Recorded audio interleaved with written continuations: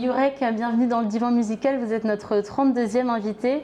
L'objectif de ce divan, c'est vous découvrir différemment grâce à 2 morceaux de musique, 2 chansons qui vous ont marqué, sur lesquelles vous avez des anecdotes à nous raconter. On commence par votre premier choix, c'est la Habanera, extrait de l'opéra Carmen de Georges Bizet. On écoute, on regarde, on en parle après.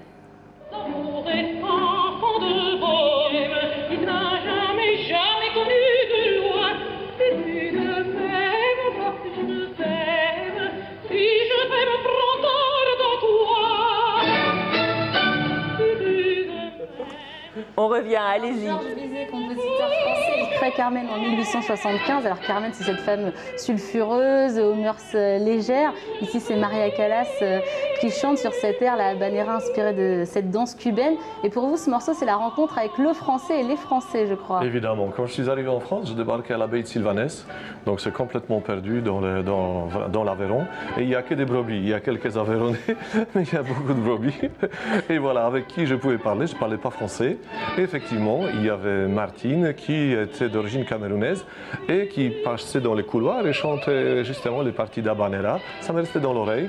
Et comme ça, c'était mon premier moyen de communiquer avec des gens. Donc toujours, j'évoquais les petits demi-temps et ça y est, les gens se tournaient. Ah, bonjour, bonjour, donc ça va, ça va. Donc ça passait comme ça et grâce à Habanera, après, bon, je travaillais avec d'autres solistes qui travaillaient avec moi. Donc souvent, par ce morceau-là, il chantait son premier air en public avec les chorales et tout. Donc vraiment, c'était un morceau et une pièce musicale qui est pour moi significative dans beaucoup de choses que j'ai fait dans ma vie avec la musique. Bien, quand vous êtes en Aveyron, vous avez quel âge à cette époque-là? Ça fait combien de temps que vous êtes en France? Oh, ça fait 22 ans maintenant, donc ça y est, c'est bon. Mais au début, c'était dur parce que vous savez, les Aveyronnais, ils parlent un peu comme ça, donc c'est très difficile de comprendre, déjà apprendre le français dans l'Aveyron. On dit en Touraine, c'est la meilleure langue française, mais dans l'Aveyron, ce n'était pas évident. Donc c'est ces morceaux-là qui m'ont permis vraiment de communiquer avec des gens.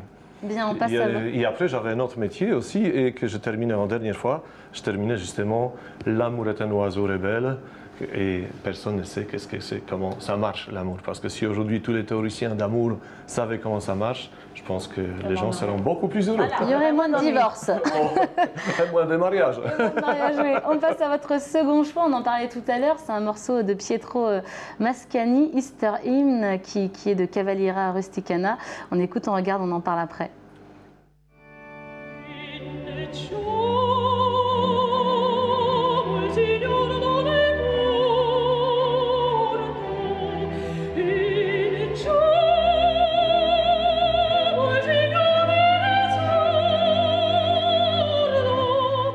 Pietro Mascagni, compositeur italien d'opéra qui est très influent à au milieu du XXe siècle. Ici, c'est Julia Varadi qui chante sur ce morceau. Easter Hymn, extrait de Cavalleria Rusticana, on en parlait tout à l'heure. C'est l'hymne religieuse de Pâques. Pourquoi ce morceau, vous m'avez dit, celui-ci, il faut absolument le passer? Parce qu'on était en Angleterre, quelquefois j'ai feuilleté différentes partitions, je suis tombé sur une partition, je cherchais un peu pour la chorale, et quand je voyais, tiens, j'avais beaucoup de sopranes, donc il y avait double chœur, des sopranes, il y avait double ténor, tout ça, je dis bon, ça peut être un morceau que je peux faire. Je connaissais jamais entendu ce morceau-là. Simplement en regardant la partition, ah c'est pas mal. J'avais une élève qui chantait très bien, bon je dis on va essayer. Et comme ça on a mis en place cette partition. Et après, je dirigeais avec l'orchestre symphonique, c'était en 2005. Voilà, 2005, donc ça nous fait quelques années. Et c'était vraiment un plus bon moment de ma vie. C'était magnifique. Il y a une partie de ralentissement après, juste dans ces passages-là. Mais il y a un soulèvement d'orchestre, soulèvement des choristes et soulèvement des publics à la fin.